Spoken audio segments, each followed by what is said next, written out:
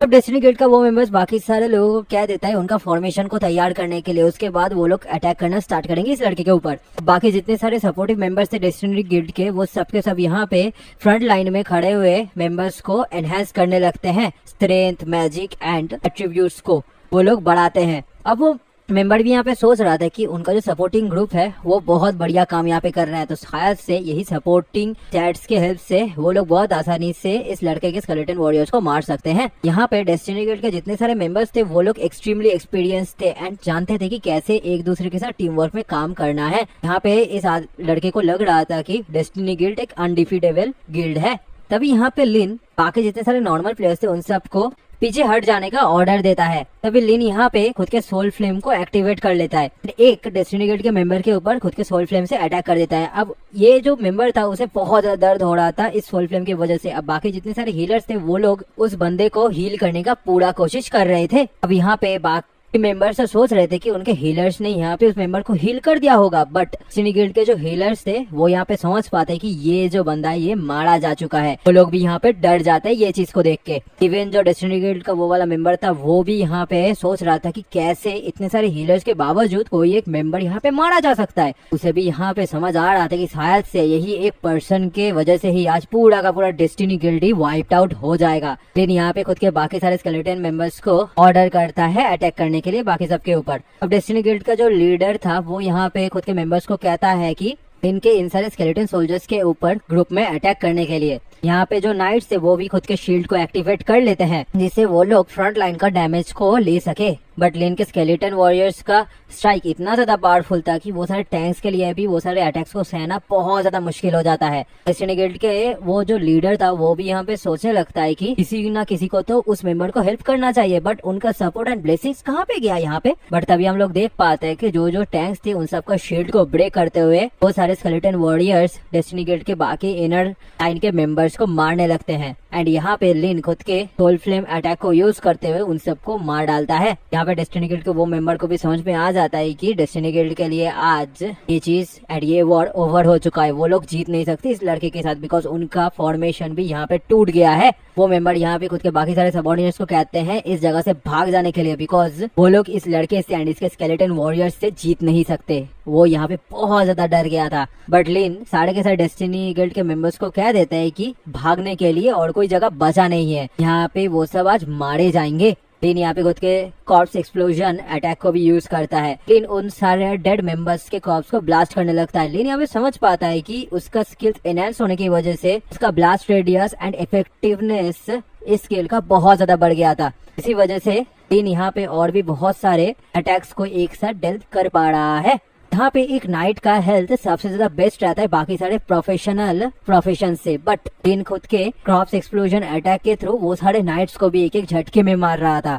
सो यहाँ पे अगर लिन 100% हेल्थ को डील कर पा रहा है तो कोई भी मेंबर के लिए यहाँ पे बचना तो मुमकिन नहीं होगा लिन के क्रॉप्स एक्सप्लोजन अटैक से। डेस्टिनी गिल्ड का एक मेंबर तो जलते हुए उस वाले लीडर के पास आने लगता है। वो लीडर भी यहाँ पे बहुत ज्यादा डर गया था एंड खुद को बचाने का यहाँ पे पूरा कोशिश कर रहा था। वो खुद की आंखों के सामने खुद के मेंबर्स को जलते हुए एंड मरते हुए देख रहा था। ये सब कुछ देख के वो बहुत ज्यादा डर जाता है। बट यहाँ पे लिन के क्रॉप्स एक्सप्लोजन की वजह से वो लीडर भी वहीं पे मारा जाता है एंड लिन ने पूरे के पूरे डेस्टिनी गिल्ड को ही यहाँ पे मार डाला था। सारे के सारे डेस्टिनी गिल्ड के मेंबर्स को मारने के बाद लिन फिर से उस वाले डंजन के अंदर चला जाता है। सारा का सारा एविडेंस मिटाने के लिए जितने सारे क्रॉप्स बचा हुआ था उन सारे क्रॉप्स को भी खुद के एक्सप्लोजन स्किल के हेल्प से वहीं पे जला देता है। बाहर खड़े हुए बाकी जितने सारे मेंबर्स है ना वो भी ये सब कुछ देख के डर जाते हैं। वो लोग समझ पाते कि डेस्टिनी गिल्ड के बाकी सारे मेंबर्स यहाँ पे मर चुके हैं एंड यहाँ पे उनका बॉडी तक बचा नहीं है। एक कंप्लीट एनहाइलेशन था डेस्टिनी गिल्ड के लिए। यहाँ पे वो लोगों को भी समझ नहीं आ रहा था कि वो लोग यहाँ पे करेंगे क्या बिकॉज डेस्टिनी गिल्ड के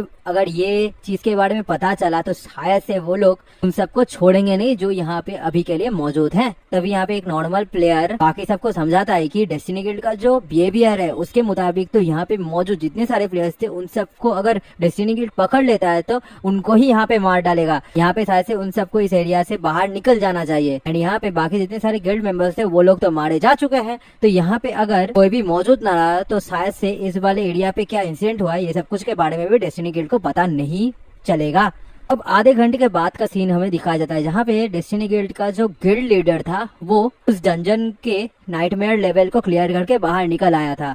वो मेंबर यहाँ पे बहुत ज्यादा डिसअपॉइंट था बिकॉज अभी तक उसे गॉब्लिन किंग का जो कोड है वो नहीं मिला था। गिल्ड लीडर जब यहाँ पे बाहर आता है तब उसका ही एक सबऑर्डिनेट यहाँ पे उसे पूछ लेता है कि बाहर में उनके गिल्ड मेंबर्स एंड बाकी जितने सारे प्लेयर्स थे उनमें से कोई भी मौजूद नहीं है। गिल्ड लीडर भी यहाँ भी पूछ लेता है कि जाहोजी एंड बाकी सारे मेंबर्स अभी कहाँ पे गए हैं, बाकी सारे रैंडम्स का भी क्या हुआ यहाँ पे, वो सबके सब गायब कैसे हो सकते हैं इस तरीके से। गिल्ड लीडर यहाँ पे ऑर्डर देता है खुद के मेंबर को कि उन सबको एक मैसेज भेजने के लिए, अगर वो लोग नियर बाय रहेंगे तो शायद से वो लोग लौट आएंगे यहाँ पे। गिल्ड लीडर को भी यहाँ पे रह के कुछ ठीक नहीं लग रहा था, वो भी सोचने लगते कि यहाँ पे क्या हुआ है, क्या जाओजी बाकी सारे मेंबर्स को लेके इस एरिया से चला गया है, वो लोग क्या उन दोनों को यहाँ पे छोड़ के गए हैं। इस एरिया पे कुछ ना कुछ तो गलत हुआ था डेस्टिनी गिल्ड के साथ। डेस्टिनी गिल्ड का लीडर यहाँ पे सोचते कि जाओजी का जो स्किल एंड बाकी जितने सारे मेंबर्स यहाँ पे मौजूद थे वो लोग तो इस एरिया के सबसे ज्यादा स्ट्रॉन्गेस्ट मेंबर्स थे, बट यहाँ पे फिर भी उन लोगों का पता नहीं लग रहा है। क्या ऐसा हो सकता है कि पूरा का पूरा डेस्टिनी गिल्ड के मेंबर्स यहाँ पे मारे गए हैं?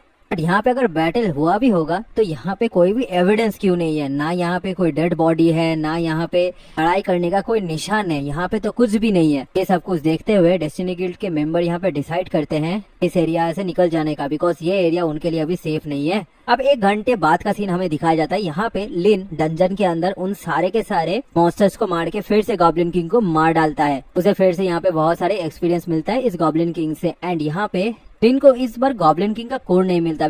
वो यहाँ पे समझ पाता है कि ये जो कोड आइटम है ये थोड़ा बहुत रेयर है, बट बाकी जितने सारे चीजें थे वो सब कुछ उसे ऐसे लूट की तरह मिल गया था। वो यहाँ पे जानता था कि उसे ये गॉब्लिन किंग के कोड को ठीक तरीके से यूज करना पड़ेगा, बट जब तक वो जियाजिंग एकेडमी में भर्ती नहीं हो जाता तब तक उसे इसी एरिया पे रह के लेवल अप करना है, जिसके बाद उसका पास अगर इनफ लेवल आ जाता है तो वो जियाजिंग एकेडमी में जाके एक अल्केमिस्ट को ढूंढ सकता है, जिसके हेल्प से वो गॉब्लिन किंग का जो रिंग है वो तैयार करेगा। अब गॉब्लिन किंग को इस बार मारने की वजह से लिन को एक बुक मिला था। अब ये बुक लिन के लिए थोड़ा बहुत यूजफुल था बिकॉज उसका जो 2 स्किल्स था यानी कि soul flame and corpse explosion, इन सब को ये बुक के थ्रू लिन और भी ज्यादा अच्छे तरीके से यूज कर सकता था, बट लिन के स्केलेटन वॉरियर्स के लिए ये बुक किसी काम का नहीं था। यहाँ पे लिन फिर से लेवल अप होकर लेवल 13 तक पहुंच जाता है। लिन जब बाहर निकल आता है तब उसे समझ में आता है कि उसका लेवल अप होने की वजह से अभी एक्सपीरियंस पॉइंट्स को गैदर करना और ज्यादा हार्ड हो चुका है। लिन को पता था कि अगली बार जब वो इस डंजन को क्लियर करेगा तो वो लेवल 13 से लेके लेवल 14 तक तो पहुंच सकता है, बट यहाँ पे अगर उसे लेवल 15 तक पहुंचना तो उसे ये डंजन को और 3 बार क्लियर करना पड़ेगा। एंड उसके पास जितना ज्यादा टाइम बचा है तो वो कैलकुलेशन करके ये समझ पाता है कि वो सिर्फ और सिर्फ मैक्स टू मैक्स लेवल 16 तक ही पहुंच सकता है। लेवल 16 तक पहुंचने के लिए उसे और भी 5 बार इस वाले डंजन को क्लियर करना होगा। ऑफ कोर्स ये जो लेवल था ये लेवल लिन के एक्सपेक्टेशन से लोअर था, बट जियाजिंग एकेडमी में भर्ती होने के लिए लेवल 16 ही एनफ रहेगा लिन के लिए। लिन तभी उस वाले डंजन से टेलीपोर्ट हो जाता है एंड बाहर चला जाता है। लिन यहाँ पे समझ पाता है कि बाकी जितने सारे मेंबर्स थे वो इस एरिया को लीव कर चुके थे एंड ये जो डिसीजन था उन सारे प्लेयर्स के लिए वो सबसे सही डिसीजन था। अगर लोगों को यहाँ पे डेस्टिनी गिल्ड के बाकी मेंबर्स पकड़ लेते तो शायद से उनका हालत और भी ज्यादा बुरा हो सकता था। अब ये डंजन फिर से लिन के लिए कूल डाउन में चला जाता है, तो यहाँ पे लिन डिसाइड करता है कल फिर से वापस आने का। अब नेक्स्ट डे में यहाँ पे हमें जिया दिखाई जाती है जो इस वाले डंजन पे आई थी लेवल अप होने के लिए। लिन लेवल 10 तक पहुंच चुकी थी एंड वो अभी कैपेबल थी जियाजिन डंजन को चैलेंज करने के लिए। तभी यहाँ पे जिया को लिन दिखाई देती है। यहाँ पे लिन का स्केलेटन वॉरियर्स को भी जिया देख पाती है। वो यहाँ पे समझ पाती है कि लिन इस वाले डंजन एरिया पे अभी अकेला है। वो यहाँ पे हैरान हो जाती है कि लिन सच में सोलो इस वाले डंजन के अंदर जा रहा है। लिन हैरान होकर सोचती है कि शायद से ऑलरेडी लिन ने इस पूरे के पूरे डंजन को पहले भी क्लियर कर चुका होगा। जिया तो सोच रही थी कि वो भी तो एक एलिमेंटल मेज है, तो शायद से उसके लिए भी एक अच्छे पार्टी को ढूंढना उतना ज्यादा मुश्किल का काम नहीं होगा। वो यहाँ पे लिन से हारना नहीं चाहती थी।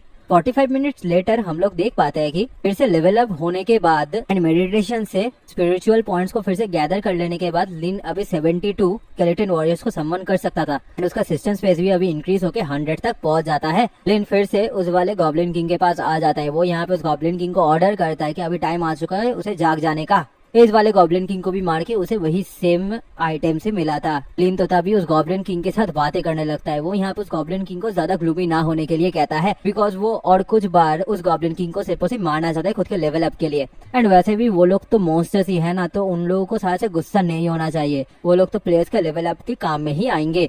एंड वैसे भी वो गॉब्लिन किंग अगर लिन के हेल्प से यहाँ पे मारा जाता है तो उसका डेथ पेनलेस होगा। एक्चुअली यहाँ पे लिन इस गॉब्लिन किंग को मारना भी नहीं चाहता था अभी, बट वो कुछ कर भी नहीं सकता बिकॉज उसे जितनी जल्दी हो सके खुद के लेवल अप को कंप्लीट करना होगा। 12 घंटे बाद लिन फिर से उस वाले डंजन पे आ जाता है। यहाँ पे वो उस गॉब्लिन किंग की तरफ देख के एक इविल से स्माइल देता है एंड हंसते हुए उस गॉब्लिन किंग को कहता है कि वो फिर से लौट आया है। वो यहाँ पे उस गॉब्लिन किंग को ज्यादा डरने के लिए मना करता है बिकॉज और 3 बार लिन उस गॉब्लिन किंग को मारना चाहता है एंड वैसे भी लिन ने जितनी बार इस गॉब्लिन किंग को मारा है उसे तो वो दोनों ही एक दूसरे को अच्छे तरीके से जान चुके हैं ना। अब इस वाले डंजन को क्लियर करने के बाद लिन फिर से बाहर निकल आता है एंड बैठ के थोड़ा सा रेस्ट लेता है। वो यहाँ पे एक चीज तो समझ पाता है कि लेवल अप होने की वजह से वो अभी 76 स्केलेटन वॉरियर्स को समन कर सकता है एंड लिन का जो एट्रीब्यूट्स था वो भी 2300 तक पहुंच जाता है। लिन के लिए यहाँ पे सिर्फ और सिर्फ एक ही चीज बुरा था, वो खुद के स्केलेटन वॉरियर्स का स्किल को इंक्रीज नहीं कर सकता था। तभी वहाँ पे जिया आ जाती है लिन के पास। लिन भी यहाँ पे समझ पाती है कि जिया जुई शायद से इस वाले डंजन को क्लियर करके अभी अभी लौटी है। जिया यहाँ पे लिन को पूछ लेती है कि अभी उसका लेवल कितना है। अब लिन भी यहाँ पे कह देता है कि उसका अभी लेवल 14 है। अब लेवल 14 सुन के तो जिया भी यहाँ पे हैरान हो जाती है। वो यहाँ पे सोचने लगती है कि कैसे लिन का लेवल इतना जल्दी बढ़ रहा है। जिया को यहाँ पे पता था कि ये डंजन को क्लियर करना बहुत ज्यादा मुश्किल है। इवन जिया का जो पार्टी थी वो भी सिर्फ और सिर्फ 2 बार इस डंजन को क्लियर करके बहुत ज्यादा थक गई थी एंड वो लोग तो बेयरली अभी लेवल 11 तक पहुंचे थे।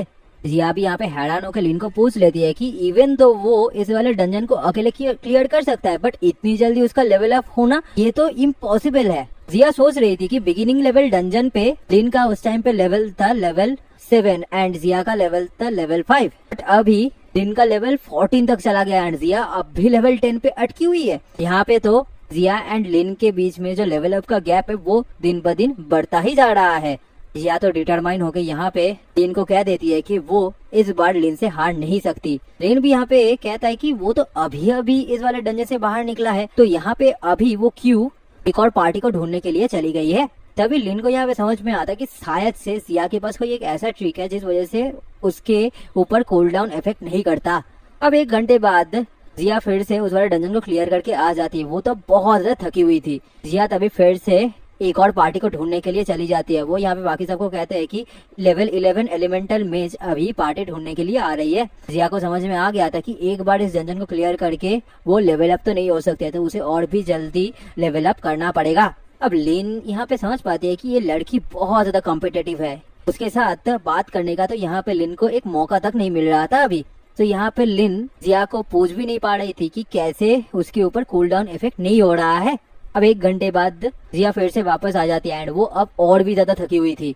जिया यहाँ पे लिन को कहती है कि वो इस बार लिन से नहीं हार सकती। अब लिन यहाँ पे जिया से बात करने का कोशिश तो करती है बट यहाँ पे फिर से एक और पार्टी को मेज का जरूरत था एंड ये चीज सुन के जिया फिर से उस पार्टी को ज्वाइन होने के लिए चली जाती है। अब इस बार डंजन को क्लियर करने के बाद जिया का हालत बहुत ज्यादा खराब हो गया था। वो पूरी तरीके से एग्जॉस्ट हो गई थी। जिया यहाँ पे कहती है कि वो ऑलरेडी लेवल 12 तक पहुंच चुकी है एंड वो बहुत जल्दी अभी लिन को कैचअप भी कर लेगी। लिन तभी यहाँ पे जिया को अच्छे तरीके से पूछता है कि क्या वो अभी बहुत ज्यादा थकी हुई है।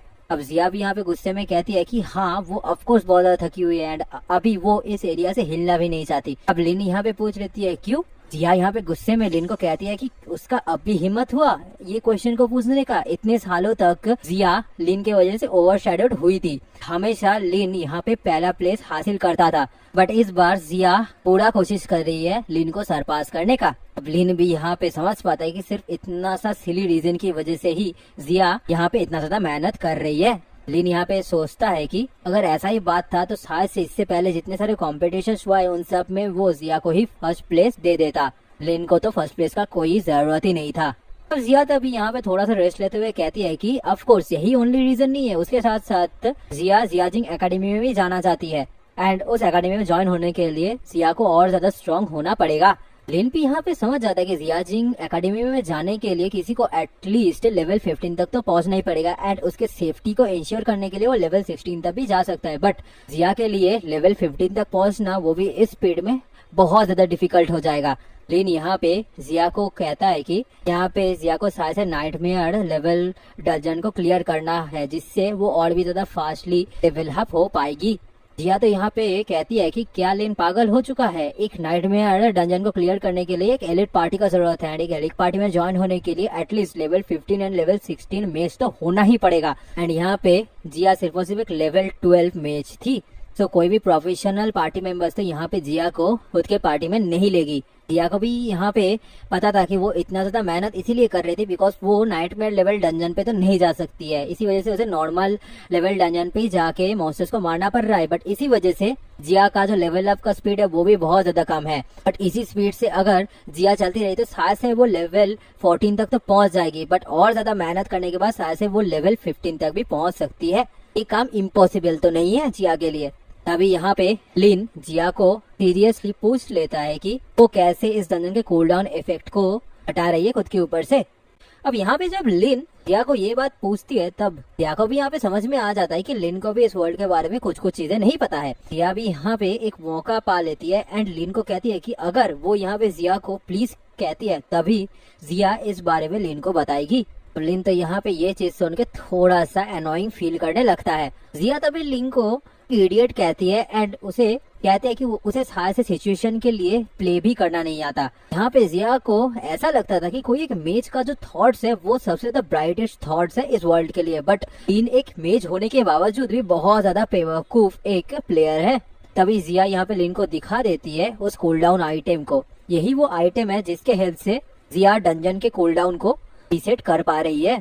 लिन को भी यहाँ पे बिलीव नहीं हो रहा था कि इस वर्ल्ड पे इस जैसा भी कोई चीज है। जिया तभी लिन को पूछ लेती क्या उसे अब समझ में आया कि कैसे जिया इस तरीके से डंजन कूलडाउन को हटा रही है खुद के पास से। लिन यहाँ पे जिया को पूछ लेती क्या ये आइटम बहुत ज्यादा एक्सपेंसिव है। जिया भी कहती है कि हाँ, इसे देखने में तो बहुत ज्यादा एक्सपेंसिव लग रहा है।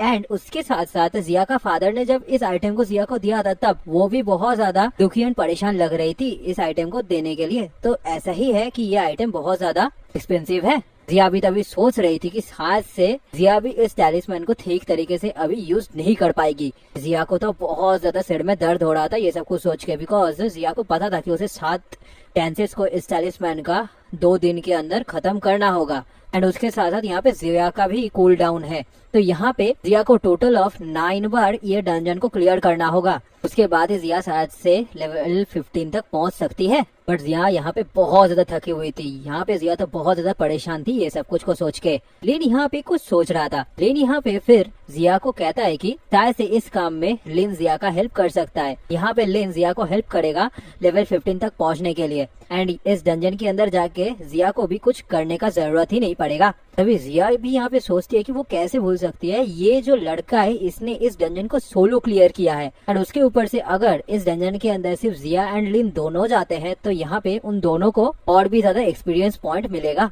एंड उसके ऊपर से जिया को कुछ करना भी नहीं होगा। बट जिया अगर यही चीज करती है तो शायद से वो कभी भी इनके साथ खुद के लेवल का बराबरी नहीं कर पाएगी। बट फिर भी यहाँ पे जिया डिसाइड करती है लिन के प्लान को एग्री होने का, बिकॉज जिया यहाँ पे चाहती थी लेवल 15 होने के लिए। यहाँ पे वो लिन को कहती है कि वो लिन के प्लान को एग्री कर रहा है एंड यहाँ पे वो लिन को परमिशन दे रहा है ये टैलिस्मैन को यूज करने का।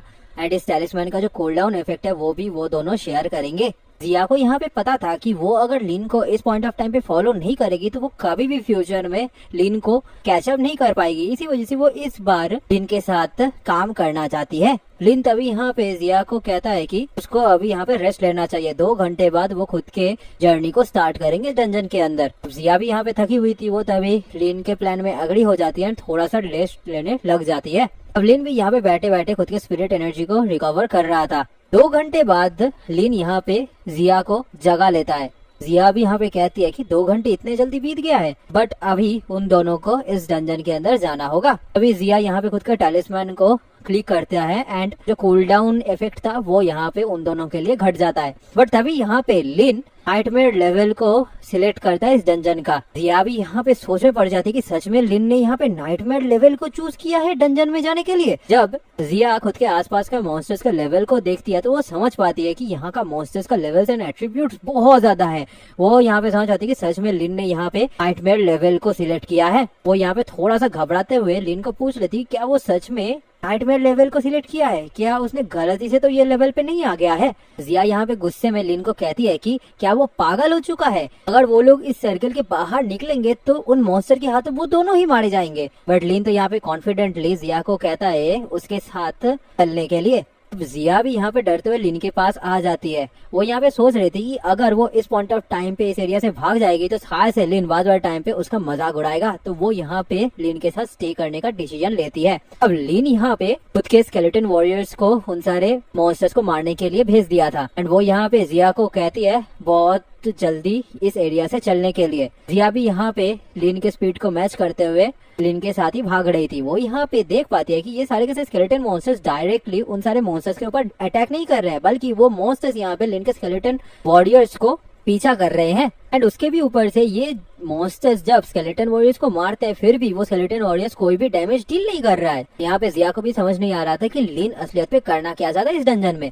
तभी और थोड़ा सामने जाने के बाद तो जिया और ज्यादा घबरा जाती है, बिकॉज उसके सामने वही वुल्फ किंग आ जाता है। जिया को समझ में आ गया था ये जो वुल्फ किंग है ये असलियत में नाइटमेरिक लेवल का है। जो नॉर्मल वुल्फ किंग है उससे 2 गुना बड़ा है ये वुल्फ किंग। तभी लिन यहाँ पे खुद के स्किल्स को यूज करता है। कॉर्प्स एक्सप्लोजन अटैक को यूज करते हुए वो उन सारे के सारे गॉब्लिन्स के बॉडी को वहीं पे उस वुल्फ के ऊपर ब्लास्ट कर देता है। लिन को यहाँ पे पता था कि इस वुल्फ किंग के साथ डायरेक्ट फाइट लेना अभी के लिए एक टाइम वेस्टिंग होगा लिन के लिए। इसी वजह से लिन इस वुल्फ किंग को डायरेक्टली खत्म कर देता है खुद के कॉर्प्स एक्सप्लोजन अटैक से।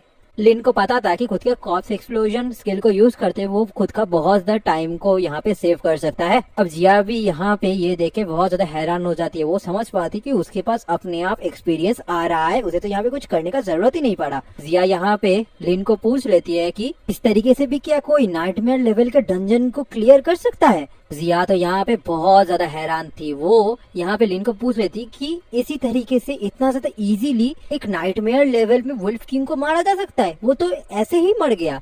जिया भी सोच रही थी कि उसका पहला वाला जो पार्टी था उसे एक नॉर्मल लेवल का वुल्फ किंग को मारने में लगभग 20 मिनट लग रहा था, बट यहाँ पे ये जो वुल्फ किंग था वो तो 1 मिनट के अंदर ही मर गया। तभी लिन यहाँ पे जिया को ऑर्डर करता है उसके साथ आगे बढ़ने के लिए। जिया को अब समझ में आ गया था कि लिन अभी तक इस डंजन का जो नाइटमेयर लेवल है उसे ही क्लियर कर रहा था। जिया तो सोच रही थी कि वो अगर खुद की आंखों से ये सब कुछ नहीं देखती तो शायद से उसे भी बिलीव नहीं होता कि ना प्रोफेशनल इस लेवल का अंडर मेज नाइटमेरिक लेवल डंजन को अकेले क्लियर कर रहा है। जिया तभी दौड़ते दौड़ते लिन को पूछ लेती है कि क्या लेवल 10 के बाद लिन ने इस नाइटमेरिक लेवल डंजन को ही क्लियर किया है लेवल अप करने के लिए। अब लिन भी यहाँ पे उसे हाँ कहता है। जिया तो यहाँ पे देख पाती कि वो लोग ऑलरेडी डंजन के एंड तक पहुँच चुके हैं। जिया सोच रहे थे कि उनको डंजन पे घुसे अभी तक 10 मिनट भी नहीं हुआ था, फिर भी वो लोग अभी फाइनल बॉस तक पहुँच चुके हैं। जिया का जो प्रीवियस पार्टी था उसे भी नॉर्मल डंजन को क्लियर करने में लगभग 1 घंटे का टाइम लग रहा था, बट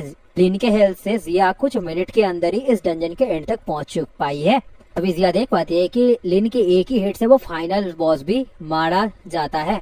अब यहाँ पे लिन फिर से लेवल अप कर जाता है एंड उसका लेवल 15 तक पहुँच जाता है। जिया भी यहाँ पे समझ पाती है कि लिन अब लेवल 15 तक पहुँच चुकी है, बट जिया के साथ यहाँ पे लिन का जो लेवल गैप है वो दिन ब दिन बढ़ता ही जा रहा है। अब इस वाले रिवॉर्ड से जिया को एक लॉन्ग स्वॉर्ड एंड और कुछ मटेरियल्स मिला था, बट जिया को यहाँ पे एक मैजिकल स्टाफ चाहिए था बिकॉज वो एक मेज थी। लिन यहाँ पे जिया को पूछ लेता है कि क्या उसे एक स्क्रिप्चर का जरूरत है। तभी जिया भी कहती है कि हाँ वो इस वाले डंजन पे इसीलिए आई थी बिकॉज गॉब्लिन किंग के इस डंजन पे बहुत सारे अच्छे अच्छे स्क्रिप्चर्स मिलता है एंड वो जो स्क्रिप्चर था वो स्ट्रॉन्गेस्ट लेवल वेपन है लेवल 20 के अंदर। इवन तो ये स्क्रिप्चर बहुत ज्यादा इजीली मार्केट में भी मिल सकता है, बट जिया खुद के फादर को इस स्क्रिप्चर के लिए पैसे नहीं मांगना चाहते थे, इसी वजह से वो इस वाले डंजन पे आई थी। अभी यहाँ पे लिन गॉब्लिन किंग का जो स्क्रिप्टर है जो उसे मिला था वो जिया को दे देता है एंड जिया को वो एक बुक भी दे देता है जिससे जिया खुद के पावर को और ज्यादा स्ट्रॉन्ग कर पाए। जिया भी यहाँ पे लिन को पूछ लेती कि वो ये सारी चीजों को ऐसे क्यों दे रहा है, उसे क्या ये सारी चीज यूज करने का कोई इंटरेस्ट नहीं है।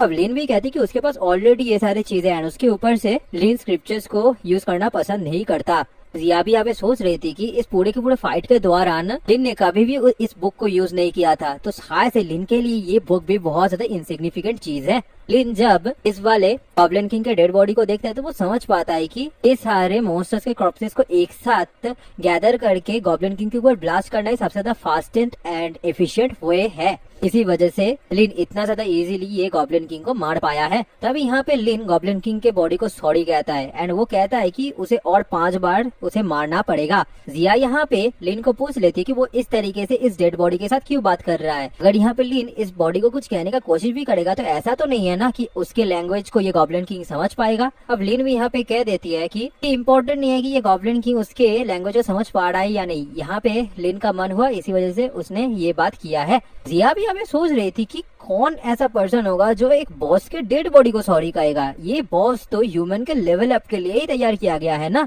तो सॉरी बोल के भी यहाँ पे क्या फायदा होगा। बट यहाँ पे जिया जब उस मोमेंट को याद करती है तब उसे लिन बहुत ज्यादा क्यूट लगती है। लिन यहाँ पे तभी जिया को इस डंजन से बाहर निकलने के लिए कहता है एंड उनको और भी कुछ बार इस डंजन को क्लियर करना होगा। जिया भी यहाँ पे एग्री हो जाती है। तभी यहाँ पे लिन एंड जिया मिलके सेकेंड बर्ड भी आते हैं एंड जल्दी से जल्दी इस डंजन को क्लियर करते हैं एंड ऐसे ही करते करते वो लोग 5 बार इस वाले डंजन को क्लियर कर लेते हैं।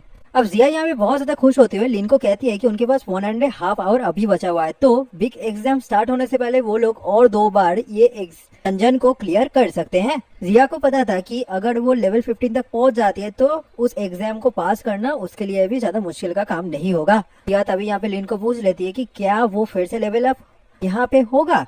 जिया तभी यहाँ पे लिन को पूछ लेती कि वो यहाँ पे जियाजिंग एकेडमी का चैंपियन होने का क्यों कोशिश नहीं कर रहा है, अगर वो इतनी ही तेजी से लेवल अप हो सकता है तो। अब लिन को तो ये चैंपियन के बारे में कुछ भी पता नहीं था। वो यहाँ पे जिया को पूछ लेता है कि ये चैंपियन क्या है। जिया यहाँ पे कहती है कि अगर लिन यहाँ पे एक चैंपियन बन जाता है तो उसे बहुत सारे पॉइंट्स मिलेगा जियाजिंग एकेडमी के तरफ से। ये पॉइंट्स बहुत ज्यादा यूजफुल रहेगा जियाजिंग एकेडमी में भर्ती होने के बाद। सबसे ज्यादा इम्पोर्टेंट काम है इस पॉइंट का कि कोई एक पर्सन के पास अगर इनफ पॉइंट रहता है तो वो शायद से जियाजिंग एकेडमी का जो क्रिएशनल सेमिनरी है वहाँ पे भी ज्वाइन हो सकता है। लिन यहाँ पे पूछ लेता है कि ये क्रिएशन सेमिनरी असलियत पे है क्या। अब जिया को उसके फादर ने इस क्रिएशन सेमिनरी के बारे में कुछ चीजें बताते हैं कि जैसे ये क्रिएशन सेमिनरी में जो प्लेयर्स रहते हैं ना वो इस कंट्री के best of the best players है, उनका स्ट्रेंथ भी बहुत ज्यादा होता है। अगर यहाँ पे कहा जाए कि जियाजिंग एकेडमी टैलेंटेड एलिट से भरा हुआ है तो क्रिएशन सेमिनरी में जितने सारे लोग रहेंगे वो सबके सब वो टैलेंट के पिनिकल ऑफ पॉइंट में रहेंगे, मतलब उनका पावर्स बहुत ज्यादा होगा। जिया को ये तक पता था कि उनका सीनियर जू क्वानजिंग भी इस क्रिएशन सेमिनरी का ही एक मेंबर है एंड इस जिहाई सिटी के एकमात्र ऐसे पर्सन है जिसको क्रिएशन सेमिनरी में ज्वाइन करवाया गया है। जिया यहाँ पे एक्साइटेड होके लिन को कहती है कि जिहाई सिटी के अंदर से शायद से लिन भी उस क्रिएशन सेमिनरी में ज्वाइन हो सकता है एंड वो इस सेमिनरी में ज्वाइन होने वाला सेकंड पर्सन होगा। एंड अगर यहाँ पे लिन उस सेमिनरी में ज्वाइन हो जाता है तो उनका प्रिंसिपल लू भी बहुत ज्यादा खुश होगा एंड प्राउड फील करेगा लिन के ऊपर। जिया यहाँ पे खुद के मन में सोच रही थी कि लिन ने जिस तरीके से इस नाइटमेयर डंजन को क्लियर किया है उसका स्टाइल एंड इफेक्टिवनेस देख के जिया को और ज्यादा उम्मीद आ चुका है एंड वो एक फ्रेश माइंडसेट के साथ जियाजिंग एकेडमी में एग्जाम देने जाएगी। यहाँ पे वो जानती थी कि अगर लिन उस क्रिएशन सेमिनरी में ज्वाइन नहीं हो सकता खुद के इतने ज्यादा पावर होने के बावजूद तो इस पूरे के पूरी सिटी में कोई ऐसा पर्सन नहीं होगा जो उस क्रिएशन सेमिनरी में ज्वाइन हो पाएगा। लिन भी यहाँ पे सोच रहा था कि उसका सिस्टर अभी जियाजिंग एकेडमी में है तो उसे जितनी जल्दी हो सके उस एकेडमी में तो भर्ती होना होगा। बट यहाँ पे अगर इनके पास कोई एक ऐसा चांस रहता है कि वो क्रिएशन सेमिनरी में ज्वाइन हो सकता है तो वो उस चांस को भी लेने का पूरा कोशिश करेगा। तभी यहाँ पे जिया को गाओयांग दिखाई देता है। जिया यहाँ पे गाओयांग को देख के समझ पाता है कि वो ऑलरेडी एक लेवल 11 नाइट बन चुका है। बट यहाँ पे गाओयांग के लिए थोड़ा सा परेशानी का बात ये है कि उसे कोई भी पार्टी अभी एक्सेप्ट नहीं कर रहा है, बिकॉज यहाँ पे जितने सारे मॉन्स्टर्स है उन सब के अटैक्स को टैंक करने के लिए कोई एक प्लेयर को एटलीस्ट लेवल 13 नाइट तो होना ही पड़ेगा। अब यहाँ पे गाओयांग लेवल 11 नाइट होने की वजह से उसको कोई भी पार्टी एक्सेप्ट नहीं कर रहा है। अब इस तरीके से गाओयांग का हालत देख के यहाँ पे लिन जिया को ऑर्डर करता है उसे भी खुद के पार्टी में ले लेने के लिए। जिया भी यहाँ पे एग्री हो जाता है इस वाले डिसीजन से। तभी यहाँ पे सीन थोड़ा सा शिफ्ट होता है। हम लोग को यहाँ पे डेस्टिनी गिल्ड के हेडक्वार्टर को दिखाया जाता है। उसके अंदर एक रूम में डेस्टिनी गिल्ड का जो चेयरमैन थे वो डेस्टिनी गिल्ड के लीडर को डांट रहे थे। वो यहाँ पे चिल्लाते हुए उस लीडर को कहते हैं कि वो क्या पागल हो चुका था जब वो ये सब कुछ काम किया था, उसने क्यों उस वाले डंजन पे जाके वहाँ पे प्लेयर्स का घुसना रिस्ट्रिक्ट कर दिया। क्या उसे ये लगता है कि इस कंट्री का जो एसोसिएशन है एंड बाकी सारे लोग हैं वो सब कुछ खेलने के लिए यहाँ पे तैयार हुए हैं। यहाँ पे अगर वो इसी तरीके से काम करना चाहता है तो यहाँ पे वो खुद मर सकता है। ये काम को करते हुए, बट ऐसे करके गिल्ड को ड्रैग करना, ये तो बहुत ज्यादा बुरा काम किया है डेस्टिनी गिल्ड के लीडर ने। वो चेयरमैन यहाँ पे खुद के लीडर को कह देते हैं अभी के लिए गिल्ड के अंदर ही रहने के लिए एंड बाहर ना निकालने के लिए। एंड वैसे भी डेस्टिनी गिल्ड के लीडर का लेवल ऑलरेडी 16 तक पहुंच चुका है एंड उसे अभी पेशेंटली गिल्ड के अंदर ही वेट करना चाहिए। एंड 16 लेवल होने की वजह से वो इजीली उस वाले एग्जाम को तो एटलीस्ट क्लियर कर पाएगा। लीडर यहाँ पे चेयरमैन को पूछ लेता है कि यहाँ पे जाओजी एंड बाकी सारे मिसिंग मेंबर्स के साथ क्या होगा फिर। चेयरमैन थोड़ा सा परेशान होते हैं, कहते कि उसने ऑलरेडी वो सारे मिसिंग मेंबर्स के बारे में पता करने के लिए बहुत सारे इन्वेस्टिगेशन लोगों को भेज दिया है इन्वेस्टिगेट करने के लिए। एंड वैसे भी यहाँ पे इतने बड़े ग्रुप को कोई एक पर्सन आके मार डालता है एंड कोई भी ट्रेस नहीं मिलता उस लड़ाई का, इसका मतलब तो जिस पर्सन ने भी ये काम किया है उसका पावर गिल्ड लीडर से बहुत ज्यादा होगा।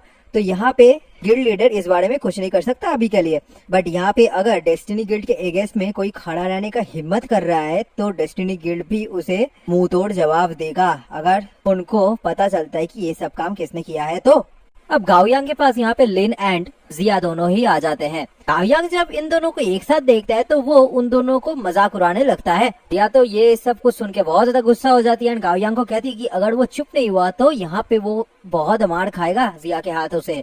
अब गाओयांग भी यहाँ पे कहता है जिया को कि वो सिर्फ और सिर्फ मजाक कर रहा था, इसलिए उसके बातों के ऊपर ज्यादा माइंड ना करे वो दोनों। जिया तभी यहाँ पे गाओयांग को कहता है और ज्यादा पार्टी ना ढूंढने के लिए, वो यहाँ पे उन दोनों को ज्वाइन करे उन दोनों के कूल डाउन खत्म होने के बाद। एंड यहाँ पे डेफिनेटली लिन एंड जिया दोनों ही गाओयांग को लेवल 12 तक पहुंचा देंगे। ये बात सुन के तो गाओयांग बहुत ज्यादा खुश हो जाता है। वो यहाँ पे उन दोनों को उसका सेवियर कह के पुकारता है। गाओयांग जिस एकेडमी में भर्ती होना चाहता था उसका रिक्वायरमेंट के हिसाब से लेवल 12 तक पहुंचना जरूरी था, इसी वजह से गाओयांग इतना ज्यादा खुश था ये बात सुन के। अब जिया इस तरीके का बिहेवियर देख के गाओयांग को वार्न कर देता है कि अगर वो इस तरीके का बिहेवियर उनके सामने करता रहा तो यहाँ पे वो दोनों गाओयांग को हेल्प नहीं करेंगे। अब गाओयांग भी खुद के एटीट्यूड को चेंज कर लेता है एंड जिया को मिस जिया कह के पुकारता है एंड कहता है कि वो आज से जिया का हर एक बातों को मानेगा। अब ये सब बातें सुन के तो जिया और भी ज्यादा गुस्सा हो जाती है। गाओयांग को कहती है चुप रहने के लिए। गाओयांग यहाँ पे कहते हैं कि वो उन दोनों के बातों को ओबे तो करेगा बट उन दोनों का कूलडाउन कब तक खत्म होगा। जिया कहती है कि उन दोनों का कूलडाउन अभी 10 घंटे का है। गाओयांग उन दोनों को रेस्ट लेने के लिए कहता है, तब तक वो और कुछ मॉन्स्टर्स को बाहर वाले वर्ल्ड पे हंट करेगा, उसके बाद वो उन दोनों के पास वापस लौट आएगा। यहाँ पे गाओयांग जाते जाते लिन को कहता है कि वो जो भी काम कर रहा है उसके लिए वो लिन को बेस्ट ऑफ लक कहता है। अभी या फिर बाद में शायद से जिया उसका हो जाएगा। अब ये बात सुन के जिया तो और ज्यादा गुस्सा हो जाती है एंड खुद का एक फायर अटैक को गाओयांग के ऊपर छोड़ देती है। गाओयांग तो ये देख के बहुत ज्यादा डर के भागने लगता है। यहाँ पे जिया गुस्से में लिन को कहती है कि ये गाओयांग बंदे को इसी तरीके से ट्रीट करना चाहिए, वो ये सब कुछ डिजर्व करता है। और लिन यहाँ पे जिया को ज्यादा गुस्सा ना होने के लिए कहता है बिकॉज गाओयांग यहाँ पे सिर्फ और सिर्फ उन दोनों का मजाक उड़ा रहा था। अब 10 घंटे बाद हम लोगों को डंजन का सीन दिखाया जाता है। गाओयांग यहाँ पे डरते हुए उन दोनों को ही कहता है कि क्या उन दोनों ने रॉन्ग डिफिकल्टी का चूज कर लिया है, वो लोग अभी क्यों 9वीं डिफिकल्टी में इस डंजन के अंदर आए हैं। गाओयांग को तो यहाँ पे जिया ज्यादा क्वेश्चन ना पूछने के लिए कहती है एंड उसे फॉलो करने के लिए कहती है उन दोनों को।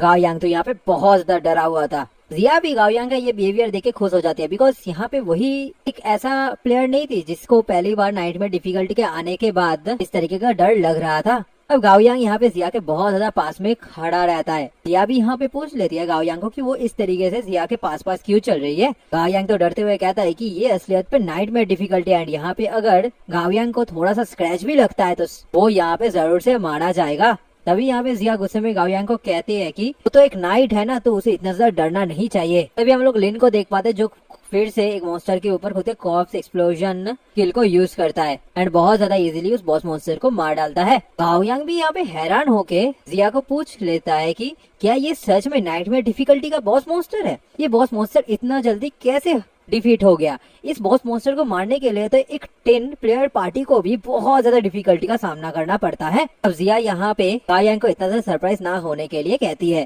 गाओयांग तो यहाँ पे लिन के पैड में गिर जाता है। वो यहाँ पे लिन को कहता है बाद वाले टाइम पे अगर वो कोई भी और डंजन को इसी तरीके से क्लियर करने के लिए जाता है तो प्लीज गाओयांग को लेके चले। जिया यहाँ पे गाओयांग का ये बिहेवियर देख के बहुत ज्यादा गुस्सा हो जाती है एंड गाओयांग को कहती है कि वो तो एक नाइट है तो उसे खुद का बैकबोन से खड़ा होना सीखना चाहिए, वो क्यों इस तरीके से बिहेव कर रहा है। यहाँ पे गाओयांग तो यहाँ पे परेशान होकर कहता है कि नाइट बन के भी यहाँ पे क्या फायदा होगा अगर उसके सामने बॉस लिन खड़ा रहे तो यहाँ पे वो खुद के नाइट मेंटल को भी छोड़ देगा अगर बॉस लिन उसको उसके टीम में ले लेते हैं।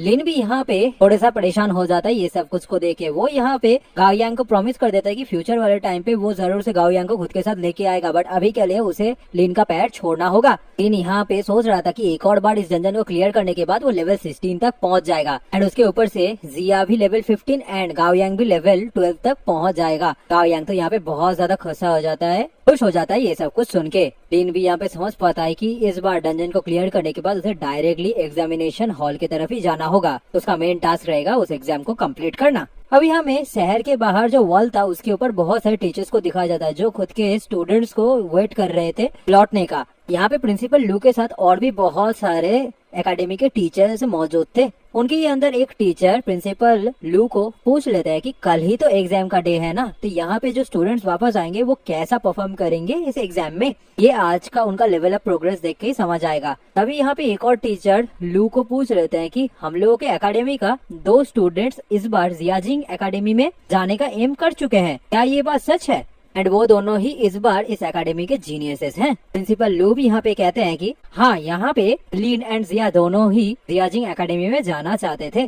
प्रिंसिपल लू को ये तक पता था कि अगले ईयर के स्टैंडर्ड के अनुसार कोई अगर खुद के लेवल को 15 तक पहुंचा देता है तो वो उस एकेडमी में जाने के लिए लायक होगा, बट यहाँ पे अगर किसी का लेवल 16 तक हो जाते तो वो श्योर शॉट जियाजिंग एकेडमी में एडमिट हो जाएगा। बट प्रिंसिपल लू को ये पता नहीं है कि उन दोनों में से कोई भी लेवल 15 तक पहुंच पाएगा या नहीं, बिकॉज लेवल 15 तक पहुंचना फिर भी मान लिया जा सकता है, बट लेवल 16 तक पहुंचना सच में बहुत ज्यादा हार्ड अचीवमेंट होगा कोई एक बिगिनर के लिए। जियाई सिटी में सुग क्वानजियांग को छोड़ के सिर्फ और सिर्फ लिन का बड़ी बहन ही ऐसी एक स्टूडेंट थी जिसने ये फीट को अचीव किया था एंड खुद को लेवल 16 तक पहुंचा पाई थी। प्रिंसिपल लू तो यहाँ पे सोच रहे थे कि एक था लिन मोहन का ब्रदर एंड दूसरा था प्राइड ऑफ द जियाई फैमिली, तो ये दोनों शायद से इस बार कोई मेडिकल कर सकते हैं। तभी यहाँ पे एक टीचर कहता है कि कोई ना कोई लौट आया है अभी। तभी हम लोग देख पाते हैं कि एक लेवल 12 स्वॉर्ड्समैन जिसका नाम था जूजेन वो लौट आया था खुद के लेवल अप को कंप्लीट करके। वो टीचर्स भी यहाँ पे खुश हो जाते हैं बिकॉज उनके स्कूल में से किसी ने अगर लेवल 12 भी हासिल किया है वो भी उतना ज्यादा बुरा बात नहीं है एंड ये लोग वैसे भी अभी नए नए ही लेवल अप करना सीखे हैं। उसके बाद एक और लड़की वापस आ जाती है जिसका लेवल था 13। इस लड़की का नाम था वांग मिंग, ये एक लेवल 13 आर्चर थी। इस लड़की का लेवल देख के भी सारे के सारे टीचर्स खुश हो जाते हैं बिकॉज ये लड़की ने लेवल 13 हासिल किया था। ये देख के तो वो सारे के सारे टीचर्स ही एक दूसरे के साथ बातें करने लग जाते हैं। एक टीचर यहाँ पे कहते हैं कि इस लड़की का लेवल 13 है एंड दूसरा एक और टीचर का जो स्टूडेंट था उसके लेवल से एक लेवल ज्यादा था इस लड़की का लेवल। अब वो टीचर भी यहाँ पे कहती है कि लेवल सब कुछ डिटरमाइन नहीं करता है, यहाँ पे उस एग्जाम का जो रिजल्ट आएगा वही डिटरमाइन करेगा कि एक वॉरियर कितना ज्यादा बढ़िया है खुद के प्रोफेशन में। ये तीनों ही एक दूसरे के साथ बातें करके ये प्रूफ करना चाहते थे कि किसका स्टूडेंट बेटर है, बट अभी तक इस एकेडमी के अंदर से कोई भी लेवल 14 होकर नहीं आया था। वो तीनों टीचर्स ही एक दूसरे के साथ बातें करके पूछ लेते हैं कि अभी तक लिन, जिया एंड गाओ यांग लौट के क्यों वापस नहीं आए हैं। अब तक तो उन तीनों को लौट आना चाहिए, क्या उन दोनों के ऊपर कोई हादसा हुआ है जिस वजह से उन तीनों को लौटने में इतना ज्यादा देरी हो रहा है। यहाँ पे टीचर्स तो उन तीनों को लेके थोड़ा सा परेशान हो जाता है, बट तभी हम लोग देख पाते कि जिया, लिन एंड गाओ यांग तीनों ही वापस आ रहे थे उस एरिया पे। उन तीनों को सही सलामत देख के यहाँ पे प्रिंसिपल बहुत ज्यादा खुश हो जाते हैं। तभी वो तीनों के लेवल को चेक करने लगता है। गाओ यांग का यहाँ पे लेवल था 12 एंड वो एक लेवल 12 नाइट हो चुका था। जिया एक एलिमेंटल मेज होने के लिए वो लेवल 13 मेज में कन्वर्ट हो चुकी थी, तो लेवल 15 मेज में कन्वर्ट हो चुकी थी। जिया का लेवल अप देख के सारे के सारे टीचर्स यहाँ पे जिया का तारीफ करने लगते हैं। प्रिंसिपल भी कहते हैं कि जिया लेवल 15 तक पहुंच चुकी है, इसका मतलब यहाँ पे जिया 80% श्योर है कि वो जियाजिंग एकेडमी में ज्वाइन हो पाएगी। यहाँ पे बाकी सारे टीचर्स और लोगों को कहते हैं कि सच में वो बहुत ज्यादा प्राउड होगा खुद के स्टूडेंट्स के ये रिजल्ट्स को देख के। बट तभी यहाँ पे वो लोग जब लिन का लेवल देखते हैं तो वो हैरान हो जाते हैं बिकॉज लिन यहाँ पे लेवल 16 तक पहुंच चुका था। सारे के सारे टीचर्स यहाँ पे हैरान होकर एक दूसरे को पूछते हैं कि इस लड़के का लेवल एक लेवल ज्यादा है जिया से, ऐसा कैसे हो सकता है। सच में इस लड़के ने तो क्रेजी फीट अचीव करके दिखाया है। यहाँ पे वो लोगों को ये चीज तो समझ में आ जाता है कि इन तीनों ने शायद से नॉन स्टॉप डंजन्स को क्लियर किया होगा बिकॉज इन तीनों के पास जो जो वेपन्स है ये सच में हायर लेवल वेपन्स है। यहाँ पे वो सारे वेपन्स देख के टीचर्स ये समझ पाते हैं कि यहाँ पे आओयांग के हाथ में जो शॉर्ड एंड शील्ड है वो असलियत पे गॉब्लिन किंग का है, एंड जो स्क्रिप्चर जिया के हाथ में वो भी गॉब्लिन किंग से ही उन्होंने हासिल किया है। ये सारे के सारे वेपन्स का ड्रॉप रेट बहुत ज्यादा लो है, तो यहाँ पे ये चीज तो इम्पॉसिबल है कि किसी एक पर्सन ने एक बार डंजन में जाके क्लियर करके ये सारे वेपन्स को हासिल कर लिया होगा। इन तीनों ने सच में नॉन स्टॉप और डंजन को क्लियर किया है। इन तीनों को देख के ऐसा ही लग रहा है कि इन तीनों ने बहुत ज्यादा मेहनत किया है खुद के स्ट्रेंथ को और ज्यादा बढ़ाने के लिए।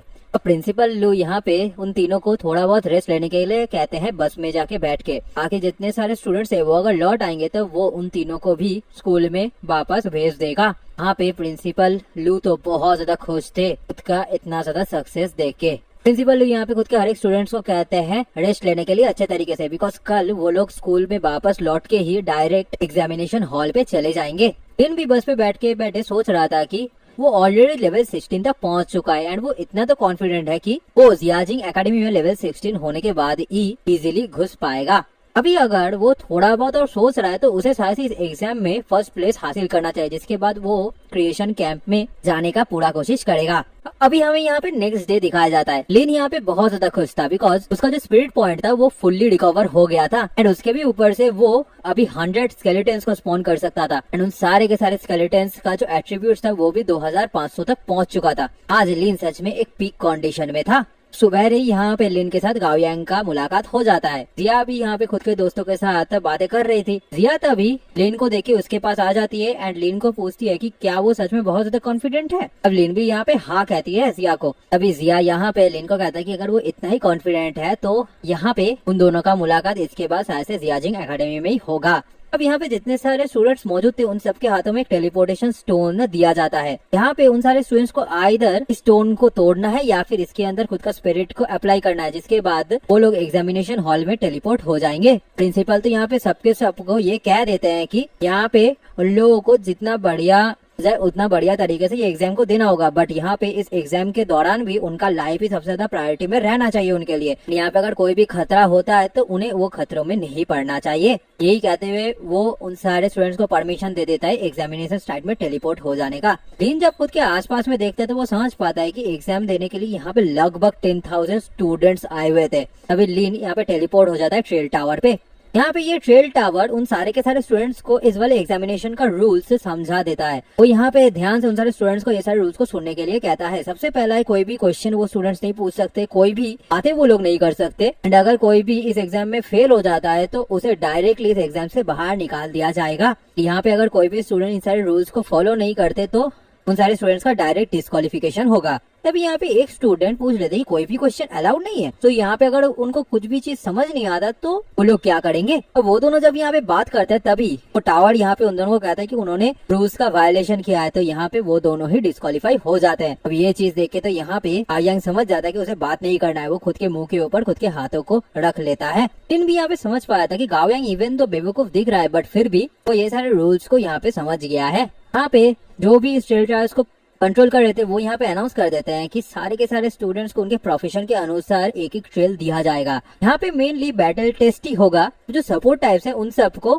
कुछ सिचुएशन दिया जाएगा जिन सबको उन्हें कंप्लीट करना होगा। यहाँ पे नॉर्मल डंजन की तरह ही 3 तरीके का लेवल्स है। सबसे पहला नॉर्मल लेवल, दूसरा है नाइटमेरिक लेवल एंड तीसरा है हेल लेवल। अब बेसिक ट्रेल्स को कंप्लीट करने के बाद उन तीनों को यहाँ पे ये सारे लेवल्स को चूज करने के लिए ऑप्शन दिया जाएगा। वो लोग कोई भी लेवल को चूज कर सकते हैं खुद के लिए। डिफरेंट डिफिकल्टीज उन सारे प्लेयर्स को अलग अलग रिजल्ट्स देगा एंड डिफरेंट पॉइंट्स भी उन लोगों को मिलेगा खुद के डिफिकल्टी लेवल के अनुसार। यहाँ पे टोटल पॉइंट्स दिया जाएगा 1200 का। ये सारे पॉइंट्स जब वो अर्न करेंगे तो इन पॉइंट्स को वो लोग यूज करते सकते हैं उनके अकेडमी के अनुसार। अकेडमी के अंदर ये पॉइंट्स ही बहुत ज्यादा वैल्यूएबल थे गोल्ड कॉइन से, एंड उसके भी ऊपर से वो सारे के सारे स्टूडेंट्स यहाँ पे खुद के हैंड में रखा हुआ सारे के सारे इक्विपमेंट्स को यूज कर सकते हैं, बट वो खुद के स्टोरेज स्पेस में रखा गया कोई भी आइटम्स को यूज नहीं कर पाएंगे। उनके स्टोरेज स्पेस को यहाँ पे सील कर दिया जाएगा। जो लोग इस नियम को वायलेट करेंगे उन सबको भी डिस्क्वालीफाई कर दिया जाएगा। वो लोग यहाँ पे सारे के सारे स्टूडेंट्स को क्विक अप कर लेने के लिए कहते हैं, जिसके बाद वो एक एक करके डंजन के अंदर घुसेंगे। लेकिन यहाँ पे समझ पाता है कि जिंजिंग एकेडमी का जो ये एग्जाम हो रहा है ना अभी, इसमें ही अगर 10,000 स्टूडेंट्स पार्टिसिपेट कर रहे हैं तो पूरे के पूरे कंट्री में लगभग 1 मिलियन से ज्यादा स्टूडेंट्स यहाँ पे एग्जाम दे रहे होंगे अभी तक। यहाँ पे लिन ये तो समझ पाता है कि ये जो ट्रेल टावर है ना ये डंजन से बहुत ज्यादा सिमिलर है। सारे के सारे स्टूडेंट्स अलग अलग पोजीशन में टेलीपोर्ट कर दिए जाएंगे उनके प्रोफेशन के अकॉर्डिंग। तभी यहाँ पे हम लोग कुछ लोगों को देख पाते हैं जो इन सारे के सारे स्टूडेंट्स के ऊपर नजर रखे हुए थे। वो यहाँ पे लिन को भी देख पाते हैं। यहाँ पे उनके ही अंदर एक मेंबर कहता है कि जियाई सिटी के अंदर जो नया प्रोफेशन आया था नेक्रोमैंसर, क्या यही वो लड़का जिसने उस प्रोफेशन को हासिल किया है? अब इनके पास जितना ज्यादा इन्फॉर्मेशन था उसके मुताबिक ये जो नेक्रोमैंसी प्रोफेशन था ये असलियत में एक समनिंग प्रोफेशन था। यहाँ पे वो सबके सब उम्मीद कर रहे थे कि ये जो नया प्रोफेशन है ना ये उनको डिसअपॉइंट नहीं करेगा। यहाँ पे वो लोग डिसाइड करते हैं कि अभी के लिए इनका जो प्रोफेशन है उसे वो लोग एक रेयर टाइप प्रोफेशन की तरह पकड़ेंगे। एंड वो लोग यहाँ पे लिन के लिए उसके लेवल के हायर लेवल मॉन्स्टर्स को उसके पास भेजेंगे लड़ाई करने के लिए। लिन जब खुद के बैटल एरिना में घुसता है तो वो समझ पाता है कि उसके सामने एक मेज टाइप मॉन्स्टर है। इसका नाम था वुल्फ ऑर्क मेज। यहाँ पे इस मॉन्स्टर के चारों ओर जो लाइट था वो यहाँ पे लिन का जो एनालिटिक स्किल था उसे यूज करने से रोक रहा था। यहाँ पे लिन को पता नहीं चल रहा था कि इस मॉन्स्टर का लेवल असलियत पे है क्या। अब लिन तो यहाँ पे कोई भी टाइम वेस्ट ना किए खुद के सोल ब्लेज को यूज करता है इस मॉन्स्टर के ऊपर। यहाँ पे इनको कोई फर्क नहीं पड़ता इस मॉन्स्टर का लेवल कितना होगा उससे। लिन तो यहाँ पे खुद के सोल ब्लेज स्किल के हेल्प से ही उस मॉन्स्टर को कुछ सेकंड्स के अंदर मार डालता है। यहाँ पे लिन इस एग्जाम को कंप्लीट किया था 0.1 सेकंड्स में। ये देख के तो सारे के सारे एग्जामिनर्स हैरान हो जाते हैं, सोचने लगते हैं कि क्या सच में किसी ने इस वाले मॉन्स्टर को सिर्फ 0.1 सेकंड में मार डाला है? ये तो एक इंस्टेंट किल है। सो आज के इस वाले एक्सप्लेनेशन का एंड मैं यही पे करने वाला हूँ। आई होप आप लोगों को ये वाला एक्सप्लेनेशन अच्छा लगा। बात वाले टाइम पे इसी तरीके का एक्सप्लेनेशन सुनने के लिए मेरे चैनल को सब्सक्राइब कीजिए, इसके साथ साथ नोटिफिकेशन बेल को भी दबा दीजिए जिससे मेरे नए नए वीडियोस का नोटिफिकेशन आप लोगों को मिलता रहेगा। So thank you for watching, thank you for listening, see you soon next time, good bye.